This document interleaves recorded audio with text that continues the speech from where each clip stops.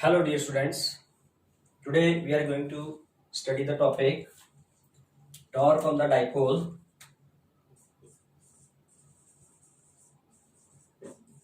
Torque on the magnetic dipole. Dipole से मतलब यहाँ पर है magnetic dipole placed in uniform magnetic field.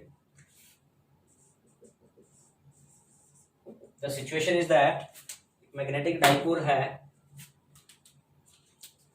let the uniform magnetic field is like this. ठीक है, ये रेड लाइन से जो इंडिकेट हुई ये यूनिफॉर्म मैग्नेटिक फील्ड है बी वेक्टर। और इस बी वेक्टर में एक डाइपोल यानी कि जैसे एक बार मैग्नेट है with its north and south pole here, north pole here. ठीक है, जो इस तरह से प्लेस्ड है कि इसका जो डाइपोल मूवमेंट होता है जो कि साउथ पोल से नॉर्थ पोल की तरफ होता है, so that its dipole movement M vector makes an angle theta with the magnetic field। Dipole uniform magnetic field में इस तरह से रखा है कि उसका dipole moment m vector magnetic field के साथ किसी एंगल थीटा पर है। ठीक है, so the heading of the topic is torque.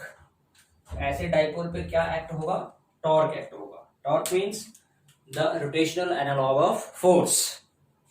Couple of forces से जो इस डाइपोल में रोटेशन क्रिएट होगी, that is the torque here. तो टॉर्क को कैसे फाइंड करेंगे? बेसिक जो इसके बिहाइंड कॉजेज हैं वो क्या हैं कि मैग्नेटिक फील्ड की वजह से नॉर्थ पोल पे भी और साउथ पोल पे भी मैग्नेटिक फील्ड की फोर्स लगती है। यहां हम लिखते हैं द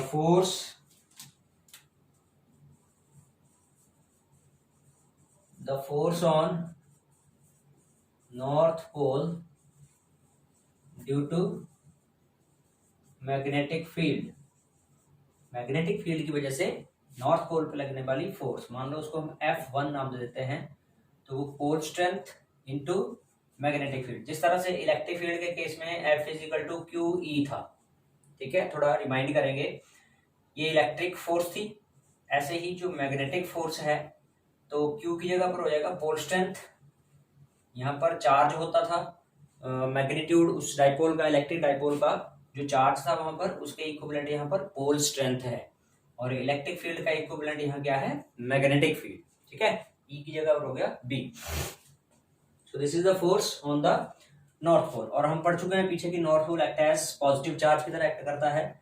जैसे पॉजिटिव चार्ज पे इलेक्ट्रिक फील्ड की डायरेक्शन में फोर्स लगती है, ऐसे नॉर्थ पोल पे इलेक्ट्रिक फील्ड की डायरेक्शन में, यानी कि यहाँ ब्रैकेट में लिख देंगे हम along the direction of B vector. ठीक है, नॉर्थ पोल पे जो फोर्स है वो मैग्नेटिक फील्ड की डायरेक्शन में है। दूसरी बात, the force on south pole जो कि नेगेटिव पोल की तरह एक्ट करता है ड्यू टू मैग्नेटिक फील्ड। ठीक है, तो F2 नाम देंगे उसको हम। ये भी MB है, लेकिन इसमें जो डायरेक्शन होगा इसका opposite to the direction of B vector. B vector की डायरेक्शन से ऑपोजिट इस फोर्स का डायरेक्शन होगा। ये है F2, यहाँ वाली हो गई ये F1, ये हो गई F2। तो नेट फोर्स की अगर बात करें, ये दोनों फोर्सेस मैग्नीट्यूड में बराबर हैं, डायरेक्शन में अपोजिट हैं। So net force on the dipole will be equal to 0 हो जाएगी, क्योंकि इक्वल एंड ऑपोजिट फोर्सेस हैं। But due to equal and opposite forces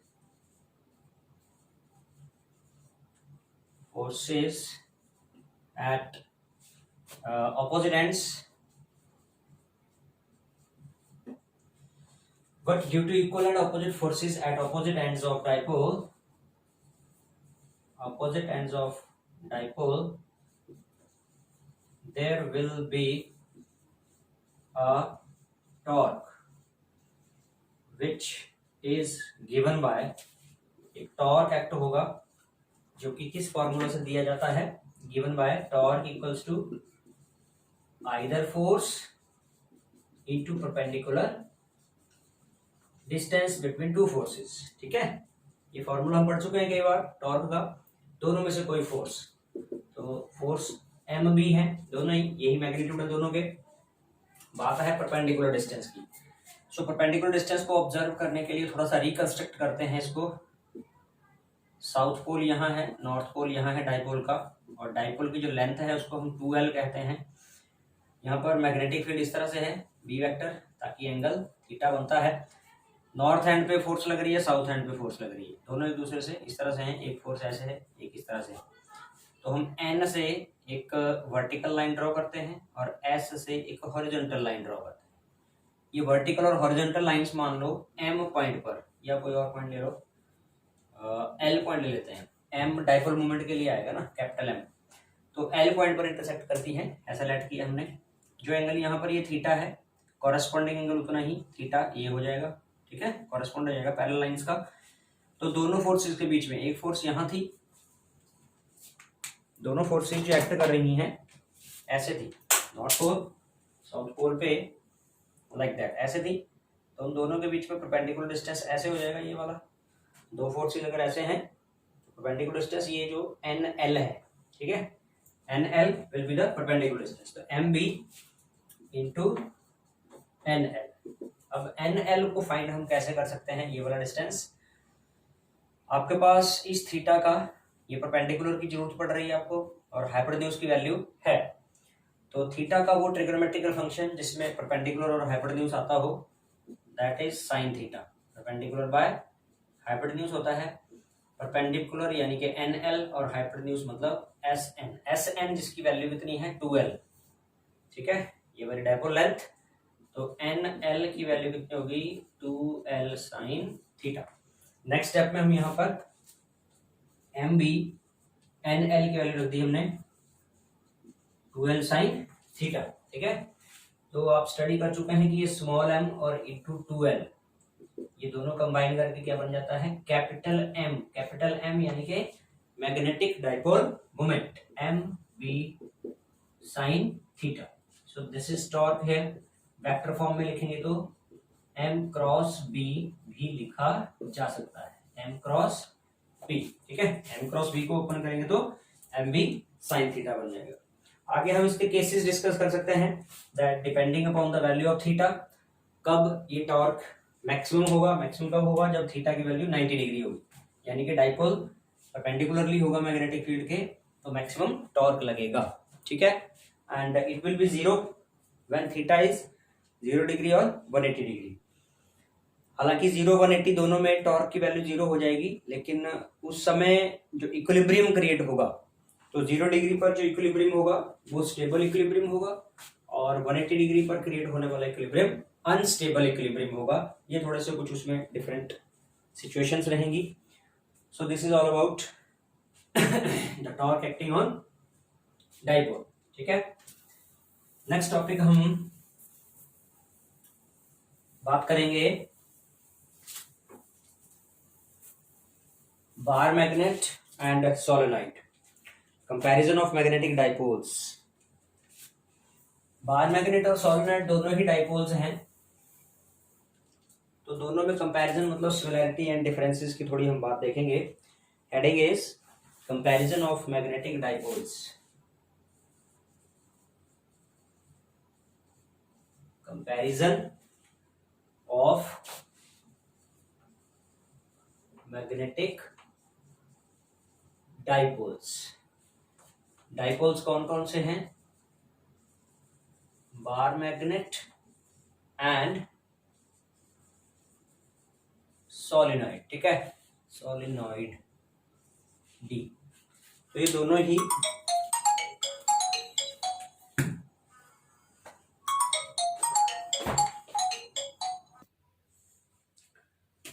in the comparison of magnetic dipoles, जो हम बार मैग्नेट और solenoid का case ले रहे हैं, तो ये दोनों ही एक दूसरे को रिजेंबल करते हैं। हम सबसे पहले दोनों की मैग्नेटिक फील्ड लाइंस को ड्रॉ करते हैं। एक लीनियर पीस है बार मैग्नेट का, एंड अनदर इज है the solenoid. N number of turns वाला इंसुलेटेड कॉपर वायर, इसको सोलेनॉइड बोलते हैं हम। इसमें let the direction of current here is this, like इस तरह से है।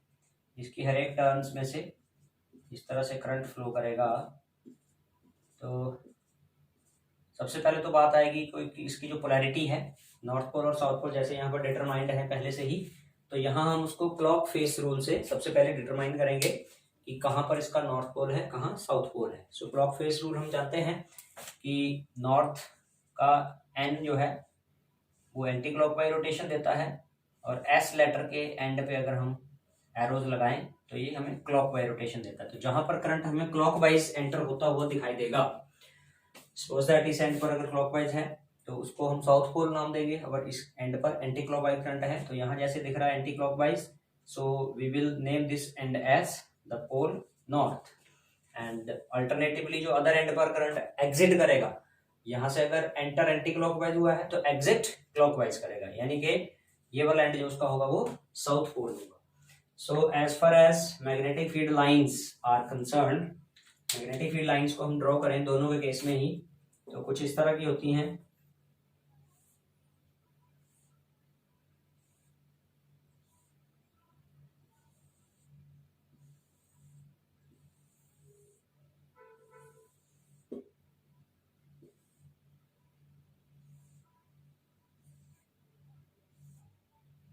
सो outside the magnet, north to south, magnet से बाहर बाहर जो इनकी डायरेक्शन नॉर्थ से एग्जिट करती हैं ये फील्ड लाइंस, और इधर साउथ में एंटर होती है। ठीक है, सबका एक जैसा पैटर्न। ऐसे ही सोलेनॉइड के लिए भी एक सेंटर पे हम लाइन बड़ी सी ड्रॉ करेंगे, उसके बाद दोनों तरफ लाइनों की जो लेंथ है वो डिक्रीज करती हुई सिमेट्रिकली एक जैसी ही रखते हुए हम वो लाइनें ड्रॉ करेंगे। आउटसाइड इनको इस तरह से मिलाएंगे, सबसे पहले ये छोटे वाली लाइन, फिर उससे बड़े वाली, आफ्टर दैट उससे बड़े वाली, सेम लाइक नीचे वाले हिस्से में। सो इधर नॉर्थ पोल अगर हम नाम दिया है तो नॉर्थ टू साउथ, ये बाहर बाहर जो होगा नॉर्थ टू साउथ एरो लगाएंगे, और अंदर अंदर साउथ टू नॉर्थ। तो ये चीज जब हम कंपेयर करेंगे एक मैग्नेट में, बार मैग्नेट में और सोलेनॉइड में, तो दोनों की मैग्नेटिक फील्ड लाइंस एक जैसी ही हैं। Outside from north to south and inside solenoid as well as inside bar magnet. Direction of magnetic field lines is from south to north. दूसरी चीज जो कंपेयर करके हम देख रहे हैं कि अंदर अंदर जो फील्ड लाइंस हैं ये स्ट्रेट हैं, पैरेलल स्ट्रेट इक्विडिस्टेंट लाइन, जो कि इंडिकेट कर रही हैं बार मैग्नेट के अंदर भी और सोलेनॉइड के अंदर भी जो मैग्नेटिक फील्ड है वो यूनिफॉर्म है और स्ट्रॉन्ग है। Inside bar magnet and solenoid the magnetic field is strong and uniform, whereas outside the magnet as well as outside the solenoid दोनों में ही फील्ड लाइंस कर्व्ड हैं, और कर्व्ड फील्ड लाइंस इंडिकेट करती हैं non uniform magnetic field को, और non uniform magnetic field जो है वो एक वीक मैग्नेटिक फील्ड होती है। सो this is the similarity between the both bar magnet and the solenoid. तो ये दोनों एक दूसरे की मतलब रिजेंबल करते हैं, मैग्नेटिक फील्ड्स में दोनों एक दूसरे जैसे ही हैं। सो मैग्नेटिक डायपोल मोमेंट दोनों में ही एग्जिस्ट करेगा। यहाँ पर हम जो मैग्नेटिक डायपोल मोमेंट लिखते हैं बार मैग्नेट के केस में, तो इसकी जो पोल स्ट्रेंथ होती है स्मॉल m, और दोनों पोल्स के बीच में जो डिस्टेंस होगा 2l। ठीक है, वेक्टर फॉर्म यहाँ लगाएं तो 2l के ऊपर वेक्टर लगाएंगे। And if there are n number of turns of the solenoid, current I is flowing in the solenoid and A is the area of each loop of the solenoid, then the magnetic field will be equal to NIA।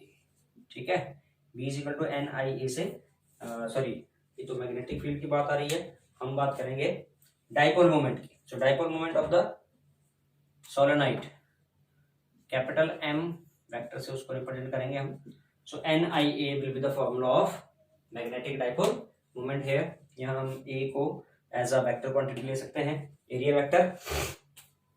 So this is the similarity and comparison between the dipole as bar magnet and solenoid. ठीक है. Next topic is magnetic field and magnetic field lines.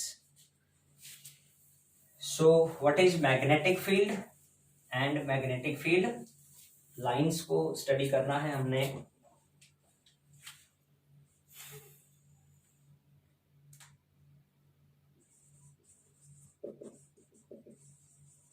Magnetic field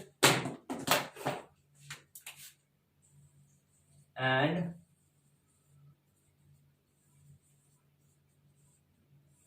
magnetic field lines.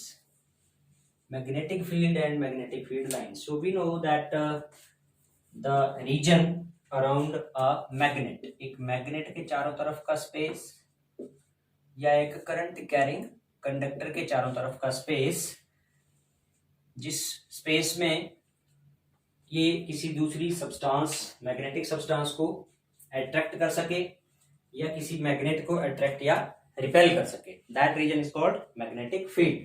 ठीक है. Uniform और non uniform दो category होती हैं magnetic field की, uniform and non uniform. So uniform magnetic field को तीन तरीके से रिप्रेजेंट किया जाता है.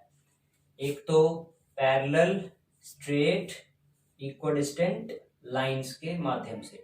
अभी अभी हम ड्रॉ कर ही रहे थे, डाइपोल को प्लेस किया था यूनिफॉर्म मैग्नेटिक फील्ड में, तो ऐसे ड्रॉ किया था मैग्नेटिक फील्ड लाइंस को हमने. ठीक है.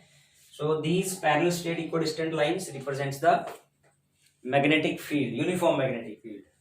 इसके अलावा अगर मैग्नेटिक फील्ड जिस प्लेन पे हम बात कर रहे हैं उस प्लेन पे परपेंडिकुलर या तो अपवर्ड या डाउनवर्ड डायरेक्शन में है उसी प्लेन पे, तो अपवर्ड डायरेक्शन के लिए तो सिंबल होगा छोटे छोटे सर्कल्स के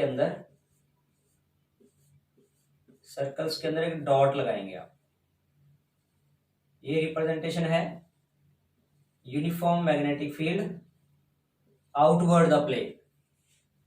और एक और सिंबल है ये क्रॉस वाला सिंबल, इक्वल स्पेस में ये क्रॉस लगाएंगे हम, तो ये रिप्रेजेंट करेगा uniform magnetic field inward the plane, outward the plane.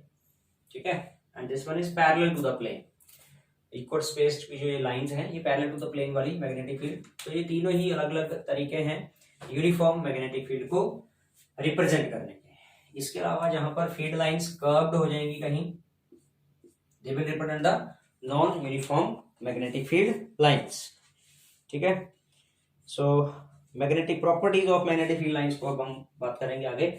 जो ये मैग्नेटिक फील्ड लाइंस हैं आइदर स्ट्रेट और कर्व्ड. इलेक्ट्रिक फील्ड लाइंस में भी ये डेफिनेशन हमने पढ़ी थी. Now we will take the heading magnetic field lines. The imaginary lines either straight or curved, tangent at every point of which gives the direction of magnetic field at that point. ये कोई straight या curved magnetic field line है ताकि इस field line के किसी भी point पर ड्रॉ किया गया टेंजेंट उस पॉइंट पर मैग्नेटिक फील्ड के डायरेक्शन को दिखाता है. ये एक स्ट्रेट मैग्नेटिक फील्ड लाइन है जिसपे हमने ए बी सी डी, ऐसे ही ये कर्व्ड फील्ड लाइन जिसपे A B C D 4 point ले लिए. तो यहाँ ये जो एरो हम लगा रहे हैं ये टेंजेंट्स ड्रॉ कर रहे हैं. पॉइंट ए से जो टेंजेंट ड्रॉ किया, बी से किया, सी से किया, डी से किया, तो सभी एक ही डायरेक्शन दे रहे हैं. मतलब अगर मैग्नेटिक फील्ड लाइन स्ट्रेट है तो हर एक पॉइंट पर टेंजेंट का सेम डायरेक्शन होगा, यानी कि हर एक पॉइंट पर मैग्नेटिक फील्ड का डायरेक्शन सेम होगा. But if the magnetic field line is curved then at different points the direction of tangent is different, means that the magnetic field at different points is different. ठीक है. सो ये magnetic field lines हैं जिनकी properties को अब हम one by one study करेंगे. Magnetic field lines properties, तो काफी सारे जो पॉइंट्स हैं वो इलेक्ट्रिक फील्ड लाइंस के साथ मिलते जुलते होंगे. The first point is magnetic field lines are continuous and closed. Continuous and closed. ये जो पॉइंट है, this point is opposite to the property of electric field lines. Electric field lines की property वाले पॉइंट से ये opposite है, क्योंकि वहां लिखा गया था कि इलेक्ट्रिक फील्ड लाइंस क्लोज्ड नहीं है। Electric field lines are not closed. क्यों? क्योंकि इलेक्ट्रिक फील्ड लाइंस अगर पॉजिटिव चार्ज की है तो पॉजिटिव चार्ज से स्टार्ट होती है और इन्फिनिटी पे एंड होता है उसका। इस तरह से होती है रेडियली आउटवर्ड वो, लाइक दैट। तो इनका एक स्टार्टिंग पॉइंट होता है, एंड पॉइंट होता है। जबकि मैग्नेटिक फील्ड लाइंस में आप देख रहे हैं कि बाहर बाहर नॉर्थ से साउथ और अंदर साउथ से नॉर्थ हो गई, तो कंटिन्यूस हो गई और क्लोज्ड हो गई। ठीक है, क्लोज्ड हो गई। क्लोज का ना तो कोई स्टार्टिंग पॉइंट होता है ना कोई एंड पॉइंट होता है क्लोज फील्ड लाइंस का। ठीक है बेटा। Next point is the tangent at every point. ये पॉइंट हमारा यहाँ पर हुआ ही है। Tangent at every point gives the direction of, tangent at every point of magnetic field line gives the direction of magnetic field at that point। ठीक है, ये हमने डेफिनेशन में यहाँ पर पढ़ा था कि मैग्नेटिक फील्ड लाइंस के हर एक पॉइंट पर टेंजेंट जो है वो उस पॉइंट पर मैग्नेटिक फील्ड का डायरेक्शन देता है। तीसरा पॉइंट आता है, no two magnetic field lines, no two magnetic field lines can cross each other. कोई भी दो मैग्नेटिक फील्ड लाइन एक दूसरे को क्रॉस नहीं कर सकती। ये सेम प्रॉपर्टी है जो इलेक्ट्रिक फील्ड लाइंस में भी हमने पढ़ी थी, ये दो इलेक्ट्रिक फील्ड लाइंस भी एक दूसरे को क्रॉस नहीं कर सकती। तो इसको हम जस्टिफाई कैसे करते हैं, एक्सप्लेन कैसे करते हैं इस बात को, ये लेट करके, ये मान के कि मान लो कोई दो फील्ड लाइंस क्रॉस करती हैं किसी पॉइंट। फील्ड लाइंस का नाम दे दिया हमने AC DE। ठीक है, so the direction of point, let the point O is the point of intersection. मान लो ये दो मैग्नेटिक फील्ड लाइंस हैं जिनको हमने मान लिया कि ये किसी पॉइंट पर इंटरसेक्ट करती हैं, and the point O is the point of intersection. So at point O AC के अकॉर्डिंग ये टेंजेंट होगा, this is the magnetic field according AC, और DE के अकॉर्डिंग टेंजेंट ऐसे आएगा, तो ये डायरेक्शन हो जाएगा अकॉर्डिंग टू DE। DE के अकॉर्डिंग ये मैग्नेटिक फील्ड का डायरेक्शन होगा। तो एक ही पॉइंट पर दो डायरेक्शन मैग्नेटिक फील्ड के आ रहे हैं, विच इज नॉट पॉसिबल, जो कि पॉसिबल नहीं हो पाएगा। सो इस वजह से हम लास्ट में क्या लिखेंगे, therefore no two magnetic field lines can cross each other. तो इसको हम एक कंट्राडिक्शन के वे से प्रूव कर रहे हैं कि जो बात एक्चुअल में है उसका अपोजिट हम पहले लेट कर लेते हैं, बाद में उसी सपोजिशन को रॉन्ग करके प्रूव करते हैं अपने पॉइंट को, प्रॉपर्टी को। ठीक है, next point is widely space lines represent week magnetic field. जहां पर मैग्नेटिक फील्ड लाइंस को अगर हम यहां ड्रॉ करें,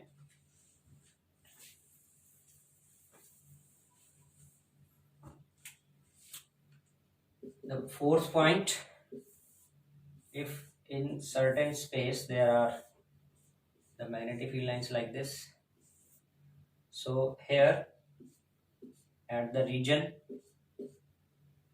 X the field lines are widely spaced, and at another region namely Y, इस वाले रीजन को हम नाम देते हैं Y। तो यहाँ पर फील्ड लाइन जो है वो क्लोज टुगेदर है। So the region X is of weak magnetic field। X जो रीजन है वो वीक मैग्नेटिक फील्ड वाला है, जहां पर वाइडली सेपरेटेड होंगी फील्ड लाइंस, वो एक वीक मैग्नेटिक फील्ड वाला रीजन होगा। And the closely spaced region Y will represent a region of strong magnetic field के रीजन को रिप्रेजेंट करेगा रीजन Y। तो जहां पर फील्ड लाइंस बहुत ही नजदीक होंगी, क्लोज होंगी, वहां स्ट्रॉन्ग मैग्नेटिक फील्ड का रीजन होगा, और जहां मैग्नेटिक फील्ड लाइन दूर दूर है वहां that reason is of weak magnetic field. तो ये इसकी प्रॉपर्टी है। So these are the properties of magnetic field lines.